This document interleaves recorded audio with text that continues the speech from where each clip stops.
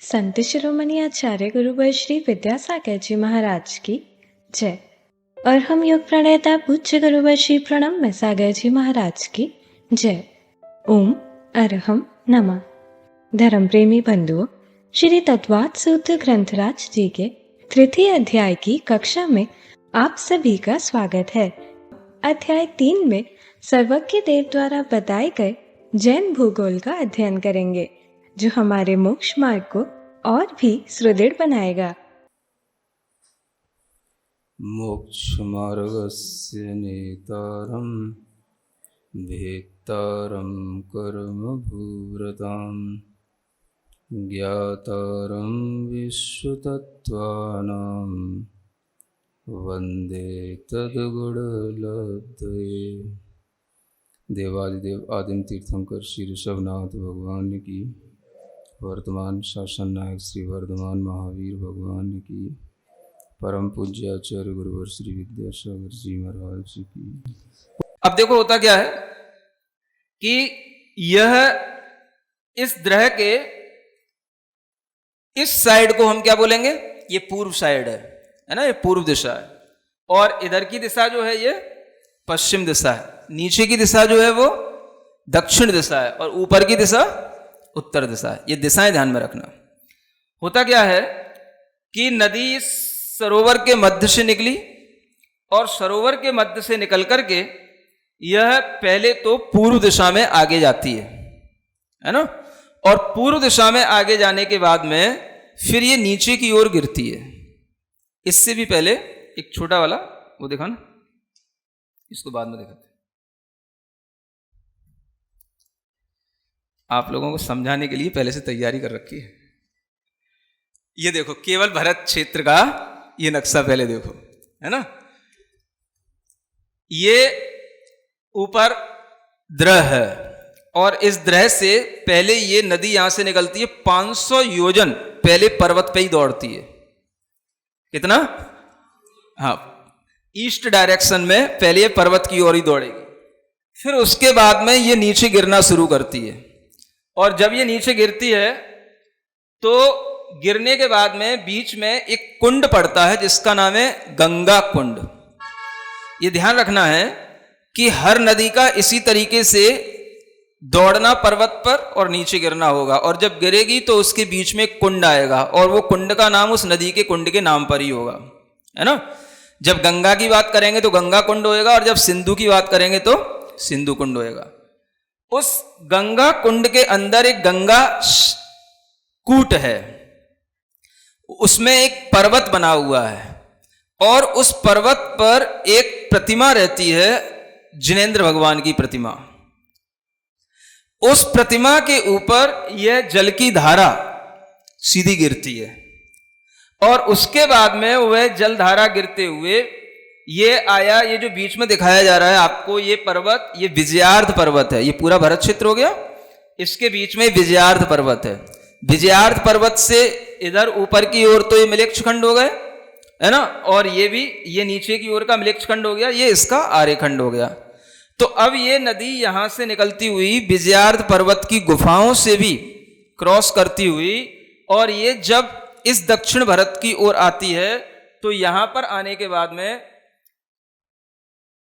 आर्यखंड तो यहां रह गया, ये आर्यखंड ही है, समझ आ रहा है। आर्यखंड के बाहरी बाहर माने ये समझ लो कि आर्यखंड में आधा दूरी तक आती है, और आधा दूरी पर आने के बाद में ये नदी अपनी डायरेक्शन पूर्व दिशा की ओर बदल देती है, और वो जाकर के लवण समुद्र में मिल जाती है। समझ आया? मतलब कि विजयार्ध पर्वत के बाद में आर्यखंड की ओर वह आधी दूरी तक आने के बाद ही जो है वो डायरेक्शन उसकी ईस्ट डायरेक्शन हो जाएगी, और वो जो है लवण समुद्र में मिल जाएगी। इसी तरीके से सिंधु नदी होगी, वो इधर जाएगी पश्चिम दिशा की ओर, यहां से निकली, और इधर जो है पर्वत पर थोड़ी 500 योजन इधर दौड़ती हुई, फिर वो नीचे गिरेगी इधर इसी सिंधु कूट पर। यहां पर भी इसी तरीके का एक जिनबिंब होगा, और जिनबिंब के ऊपर वो धारा गिर करके फिर जो है इसी विजयार्ध पर्वत की गुफाओं से बाहर निकल करके, और जैसे ही ये इधर आर्यखंड के आने की ओर होगी। आर्यखंड से आधी दूरी आने पर पहले से ही ये अपनी दिशा बदल करके पश्चिम लवण समुद्र की ओर जाकर के मिल जाती है। माने गंगा जो है वो ईस्ट डायरेक्शन में चली गई, लवण समुद्र में ही मिली लेकिन वो ईस्ट डायरेक्शन में जाकर के मिली, और सिंधु जो है वो पश्चिम दिशा में जाकर के मिल गई। ठीक है ना। अब आपको ये ध्यान रखना है कि यहां पर जो आर्यखंड है, इस आर्यखंड में इस गंगा नदी का और सिंधु नदी का कोई भी आगमन ही नहीं है सिद्धांत शास्त्र के अनुसार। क्या समझ में आ रहा है? इसलिए आपको यह ध्यान रखना है कि जो हमें वर्तमान में गंगा, सिंधु आदि जो भी नदियां समझ में आती हैं वो सिर्फ उनके नाम हैं, इनका उन अकृत्रिम नदियों से कोई संबंध नहीं है, क्योंकि आर्यखंड में तो इनका प्रवेश ही नहीं हुआ। ये तो आर्यखंड में आने से पहले ही, आधी दूरी आने से पहले ही इन्होंने अपनी डायरेक्शन बदल दी होती है। समझ आ रहा है? इतना आपको इन नदियों के इस तरह से सरोवर से निकल करके समुद्र में मिलने के जो तरीके हैं उसको आपको इतना समझना है ना। तो ये हुआ गंगा और सिंधु के बारे में। आगे का हम आपको बताएं उससे पहले इस सूत्र को पढ़ें जो इसमें लिखा हुआ है, द्वयोर द्वयोः पूर्वाः पूर्वगाः। इसमें यह लिखा है कि इन नदियों में जो दो दो नदियां हैं पूर्व पूर्व की, ये पूर्वगा हैं, माने पूर्व की ओर चली जाती हैं। पूर्वगा का मतलब पूर्व दिशा की ओर चली जाती हैं, है ना। तो दोनों में से दो दो नदियों के ये जोड़े हैं, इनमें से ये पूर्व पहले पहले वाली जो नदियां हैं ये पूर्व दिशा की ओर चली जाती हैं, है ना। मतलब ये हुआ कि गंगा और सिंधु में से गंगा नदी पूर्व दिशा में जाएगी, मतलब पूर्व दिशा में जाकर के समुद्र में मिलेगी या पूर्व दिशा की ओर बहेगी। फिर सिंधु होगी वो पश्चिम में जाएगी, रोहित होगी पूर्व में जाएगी, रोहिताश्य होगी वो पश्चिम दिशा की ओर चली जाएगी। इस तरह से इनका यह क्रम बताया गया है। शेषास्त्व परगाह, क्या लिखा है? मतलब पहले पहले की नदियां तो पूर्व दिशा के ओर चली गई, तो शेष जो बची हैं वो अपर माने पश्चिम दिशा की ओर चली जाती हैं। और फिर एक सूत्र आता है, चतुर्दश नदी सहस्र परिव्रता गंगा सिंधुआदयो नद्यः, है ना। जो गंगा सिंधु आदि ये नदियां हैं इनके परिवार नदियां भी होती हैं जो 14,000 परिवार नदियों से ये घिरी हुई होती हैं। कितनी? एक एक नदी, गंगा नदी अकेली नहीं बह रही है, उसके साथ कितनी नदियां हैं? 14,000 नदियां और बहती हैं। लेकिन वो 14,000 नदियों में से भी कोई छोटी नदी भी आर्यखंड में नहीं आती है, सब मिलेक्ष खंड में से ही गुजर जाती हैं। मिलेक्ष खंड में ही बह करके सब वहीं से जो है अपनी डायरेक्शन बदल लेती हैं, वो सब मिलेक्ष खंड में ही रहती हैं। आर्यखंड में इन 14,000 नदियों में से कोई नदियां नहीं आती हैं। सुन रहे हो? आपको अपना काम इस क्षेत्र में बहने वाली जो नदियां हैं, जो कुंड हैं, जो पर्वत हैं और जो झरने आदि हैं, जो जल स्रोत हैं, उनसे चलाना है ना। जो भरत क्षेत्र में है वो भरत क्षेत्र में, आर्यखंड में तो आपको अपना काम इन्हीं से चलाना है। बाकी ये सब जो विशेष नदियां हैं इनका कोई भी जल आपके पास तक नहीं पहुंचता, इसीलिए आपको कल्पना करनी पड़ती है गंगा सिंधु रोहित इसका हरिद्रकांता सीधा सीधा ये सब करके जो है ना आप सीधा हाँ शुद्ध हो गया, वो जल शुद्ध कर लेते हो आप, है ना। अब देखो परिवार नदियों के विषय में भी ये ध्यान में रखना है कि जैसे 14,000 नदियां, गंगा की भी 14,000 है, सिंधु की भी 14,000 है। आगे आगे इनको दूनी भी करते जाना है ना। और वो दूनी वहीं तक करते जाना है, जैसे दक्षिण भाग तक। जब बीच में आ जाएगी तो फिर जो है बराबर होकर के फिर पिछले वाले के समान उनकी संख्या होती चली जाएगी। इस तरह से इनको दूना दूना करना है। एक विशेष बात जो है बतानी थी, जो पूर्व दिशा की ओर जा रही हैं ये सभी पूर्व दिशा की ओर जाते हुए भी इनमें कुछ विशेषता है ना। देखें ये पहला पद्मद्रह है ना। गंगा और सिंधु तो चलो इधर हो गया, ये अपने पूर्व दिशा में चलेगी, पश्चिम दिशा में चलेगी। अब इसी पद्म नाम के सरोवर से उत्तर दिशा की ओर एक नदी निकलेगी। किस सरोवर से? पद्म सरोवर से। सुन रहे हैं ना? अब आप ये मत समझ लेना कि दो दो नदियां दो दो अलग अलग कुंडों से निकल जाती हैं, दो दो सरोवरों से निकल जाती हैं। जो प्रारंभ का ये भरत क्षेत्र है यहां पर और ऐरावत क्षेत्र में तीन तीन नदियां एक एक इस पर्वत के अंदर जो सरोवर है पद्मद्रह, इससे भी तीन नदियां निकलेंगी और जो अंतिम है उससे भी तीन निकलेंगी, बीच बीच में से दो दो निकलेंगी। पद्मद्रह, ठीक है। इस पद्मद्रह से जो नदी निकली इसका नाम है रोहितास्या, उत्तर दिशा की ओर, है ना।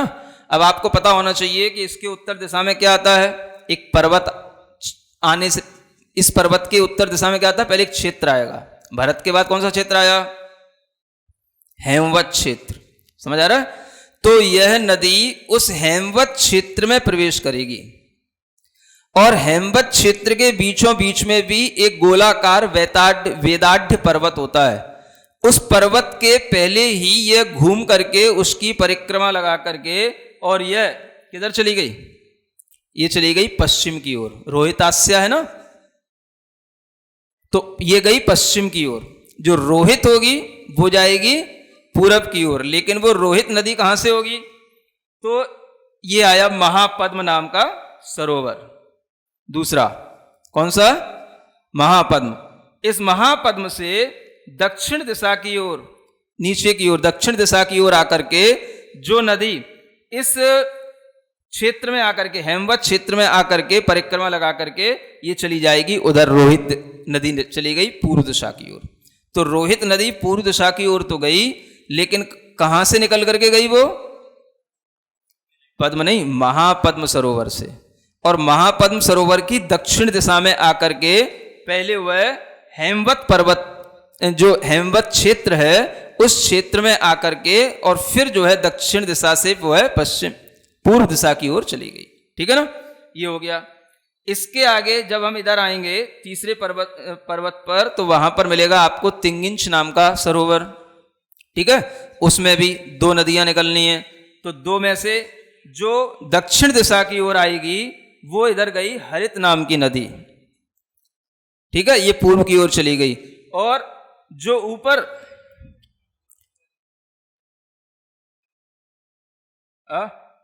हरिकांता, तो इसके जो महापद्म है इसी के उत्तर दिशा से हरिकांता पश्चिम दिशा की ओर चली गई। ठीक है ना। फिर जब ये तिगिंच पर सरोवर आया तो इसके दक्षिण दिशा में हरित नदी निकल कर चली गई दक्षिण होकर के, और इसी के ऊपर उत्तर दिशा में, अब उत्तर दिशा में क्या पड़ेगा इसके? ये देखो बीचों बीच में सुमेरु पर्वत दिखाया गया, गजदंत पर्वत जो आपको बताए थे। ये नदी तिंगिंच पर्वत से विदेह क्षेत्र में होते हुए इधर जो देवकुरु है, इधर उत्तर कुरु है ऊपर, तो ये देवकुरु से होते हुए सीतोदा नदी इधर चली जाएगी पश्चिम दिशा में। ठीक है, और फिर जब उसके भी ऊपर वाले पर्वत पर जब हम पहुंचेंगे तो वहां पर केसरी नाम का द्रह होगा। उस केसरी द्रह की दक्षिण दिशा से जो नीचे की ओर उत्तर कुरु से होते हुए विदेह क्षेत्र से होते हुए सीता नाम की नदी पूर्व दिशा में चली जाएगी। और उसी केसरी द्रह के ऊपर उत्तर दिशा की ओर रम्यक नामक क्षेत्र में घूमते हुए वहां पर भी एक ये वेदाढ़ नाम के पर्वत होते हैं, जो ये सभी भोग भूमियां हैं। इन सभी भोग भूमियों के बीच बीच में भी एक एक गोल गोल, है ना, पर्वत होते हैं। उन पर्वतों की परिक्रमा लगा करके ये अपनी दिशा जो है इसकी पश्चिम दिशा की ओर चली जाएगी। इसका नाम है क्या? सीतोदा तो पहले ही हो गई, नरकांता। फिर इसके बाद में ये आ गया आगे का द्रह, जिसका नाम क्या होगा? पहले केसरी के बाद में महापुंडरीक, है ना, फिर आएगा पुंडरीक। तो महापुंडरीक की दक्षिण दिशा से निकल करके यह इसी रम्यक क्षेत्र में होती हुई यह नारी नाम की नदी पूर्व दिशा की ओर चली जाएगी। और इसी की उत्तर दिशा से हैरंडवत क्षेत्र में होते हुए यह नदी रूप्यकूला नाम की नदी पश्चिम दिशा में चली जाएगी। उसके बाद में पुंडरीक नाम का द्रह आएगा, उसके भी दक्षिण दिशा से निकल करके ये हैरण्यवत क्षेत्र है, इससे होते हुए स्वर्णकूला नाम की नदी पूर्व दिशा में चली जाएगी और फिर इसी के ऊपर रक्ता और रक्तोदा, ये भरत क्षेत्र की तरह यह पूर्व दिशा में रक्ता चली जाएगी और पश्चिम दिशा में रक्तोदा चली जाएगी। ठीक है ना, सब हो गई। सुवर्णकूला, रूप्यकूला, रूप्यकूला कहाँ गई? ये यहाँ महापुंडरीक जो द्रह है, इससे जो है रूप्यकूला नाम की नदी पश्चिम दिशा की ओर हैरण्यवत क्षेत्र से घूमती हुई चली जाती है। ऐसे भोग भूमि के क्षेत्रों से, भोग भूमि के क्षेत्रों से घूमती हुई ये नदियां पूर्व दिशा की ओर और पश्चिम दिशा की ओर गमन करती हैं। ये आप विशेष रूप से ध्यान में रखना है ना। इसलिए इनको पूर्वगा और अपरगा कहा गया है। तो ये धारणा नहीं बनाना कि एक एक कुंड में दो दो नदियां हैं, सो आपने एक को पूरब में पहुंचा दिया, एक को पश्चिम में पहुंचा दिया। इनके घूमने का जो क्रम है वो बड़ा अलग है और वह क्रम, तीन नदियां नीचे हैं एक कुंड में और निकलने के लिए, और तीन ही ऊपर हैं और बाकी के बीच में से दो दो हैं, लेकिन इनका जो क्रम है वो अलग अलग जो चेंज हुआ है वो आपको बताया गया। इस तरह से हर एक नदियों की जो परिवार नदियां हैं उनका भी आप दूना दूना क्रम समझ लेना, और ये सभी दूनी दूनी होकर के नदियां अपने अपने परिवार नदियों के साथ में बहती हुई अपने अपने समुद्रों की तरफ चली जाती हैं। यही इन नदियों का सन्निवेश है, रचना है जो आगम में बताई गई है। ठीक है ना, इसके बाद की जो चर्चा होगी वो बाद में करी जाएगी। ओम अरहम नमा। तो चलिए आज की कक्षा की एक क्विक रिवीजन कर लेते हैं। हमने जम्बू द्वीप में सरोवरों के मध्य से निकलने वाली 14 नदियों के बारे में जाना। सूत्र 21 और सूत्र 22 के अनुसार जो दो दो नदियों के जोड़े हमने सूत्र 20 में देखे थे, उनमें से पहली नदी पूर्व दिशा की ओर और दूसरी अपर मतलब पश्चिम दिशा की ओर चलती है। जैसे गंगा सिंधु में से गंगा पूर्व में और सिंधु पश्चिम में, रोहित रोहितास्य में रोहित पूर्व में और रोहितास्य पश्चिम में जाएगी। सूत्र 23 में हमने जाना कि गंगा सिंधु आदि नदियाँ 14,000 परिवार नदियों से घिरी हुई होती हैं, लेकिन ये सभी नदियाँ मिलेच्छ खंड में गुजरती हैं, आर्यखंड में नहीं आती। इसीलिए जल के शुद्धिकरण के समय हमें नदियों की कल्पना करनी पड़ती है। आगे आगे ये परिवार नदियाँ दूनी दूनी हो जाती हैं, दक्षिण भाग तक दूनी दूनी, बीच में आकर बराबर होकर के फिर पिछले वाले के समान उनकी संख्या होती चली जाती है। हमने जाना कि पद्मद्रह और पुंडरीक द्रह से 3-3 नदियाँ निकलती हैं, शेष द्रहों से 2-2 नदियाँ ही निकलती हैं। अतः ये धारणा नहीं बनाना कि एक एक कुंड से 2-2 नदियाँ हैं। पद्मद्रह से गंगा और सिंधु नदियाँ दक्षिण में भरत क्षेत्र से बहते हुए पूर्व और पश्चिम में लवण समुद्र में मिलती हैं। इसी द्रह से उत्तर दिशा की ओर रोहितास्य नदी निकलती है। यह हिमवत क्षेत्र में प्रवेश करके उसके बीचों बीच गोलाकार वेदाट्य पर्वत के पहले ही उसकी परिक्रमा लगाकर यह पश्चिम की ओर चली जाती है। महापद्मद्रह से दक्षिण में हेमवत क्षेत्र में परिक्रमा लगा करके रोहित नदी पूर्व दिशा में जाती है। इसी द्रह से हरिकांता नदी उत्तर में हरि क्षेत्र में पश्चिम दिशा में जाती है। तिगिंच द्रह से हरित नदी हरि क्षेत्र में दक्षिण दिशा से होकर पूर्व की ओर जाती है। बीचों बीच में सुमेरु पर्वत है। इसी द्रह से सीतोदा नदी उत्तर दिशा में विदेश क्षेत्र में देवकुरु से होते पश्चिम दिशा में चली जाती है। केसरी द्रह से सीता नदी दक्षिण में विदेश क्षेत्र में उत्तर कुरु से होते हुए पूर्व दिशा में जाती है। इसी द्रह से ऊपर उत्तर दिशा में रम्य क्षेत्र में घूमते हुए वेदाट्य पर्वत की परिक्रमा लगाकर नरकांता नदी पश्चिम की ओर जाती है। महापुंडरीक द्रह से नारी नदी दक्षिण में रम्य क्षेत्र में पूर्व दिशा की ओर जाती है। इसी द्रह से ऊपर उत्तर दिशा में हिरण्यवत क्षेत्र में रूप्यकुला नदी पश्चिम की ओर जाती है। पुंडरीक ग्रह से दक्षिण दिशा में हैरण्यवत क्षेत्र में स्वर्णकूला नदी पूर्व दिशा की ओर जाती है। इसी से उत्तर दिशा में ऐरावत क्षेत्र में पूर्व दिशा में रक्ता नदी और पश्चिम दिशा में रक्तोदा नदी जाती है। ऐसे भोग भूमि के क्षेत्रों से घूमती हुई ये नदियाँ पूर्व दिशा की ओर और पश्चिम दिशा की ओर गमन करती हैं। इसीलिए इनको पूर्वगाह और अपरगाह कहा जाता है। तो चलिए अब हम सभी जिनवानी स्तुति करेंगे और तत्पश्चात समय होगा आज के सवाल का।